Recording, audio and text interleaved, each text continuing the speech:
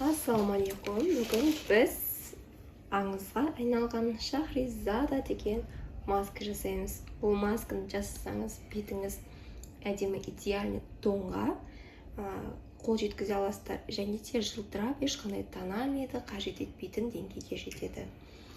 Жасалу жолы өте қарапайым, барлық үйден табылатын заттар.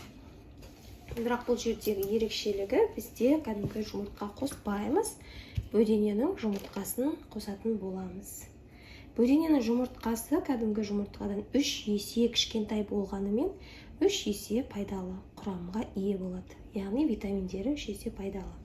Сондықтан бұл маскаде біз бөдененің жұмыртқасын қолданатын боламыз. Бізге бір бөдененің жұмыртқасы қажет болады. Екінші қолданатын затымыз ол бал, таза бал болу керек. Балға аллергия болатын болса, бал қоспасаңыздар болады. Бізге бір шай қасықтай бал қажет болады. Таза бал негізі осындай сахарланып алады. Енді үшінші қосатын дүниеміз бізге зәйтүн майы қажет болады. Зәйтүн майы оливковая масло, көбісі орысшасын айтуды сұрайды. Түсініксіз болса, оливковая майынан бір шай қасық қосатын боламыз. Енді қосатын басқа затымыз ол лимон. Лимонның таза шырынын бір шай қасықтай қосатын боламыз. Дәндерін алып қойық. Цитрусқа аллергиясы барларға бұл маска жарамайды. Өйткені аллергия беруі мүмкін.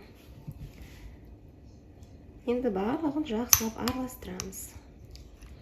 Негізі осымен Шахризада маскасы құрамы таусылады, бірақ мен сіздерге айтайын дегенім, бұндай сұйықтықта бетке жағу ыңғайсыз, сондықтан мен өзім крахмал қосқанды жөн көремін. Картоп крахмалын қоссаңыздар болады, кукуруз крахмалын қоссаңыздар болады, немесе күріш ұны болса күріш ұны, немесе сұлы ұны болатын болса сұлы ұнын қоссаңыздар болады. Кішкене біздің маскамыз қалыпты жағдай, крем тәрізді болғанша. Өйткені мына сұйықты массаны біз бетімізге жаға алмай қаламыз, дұрыс жағылмайды, ағып кете беретін болады. Бір шай қасықтай картоп крахмалын қосып жатырмын.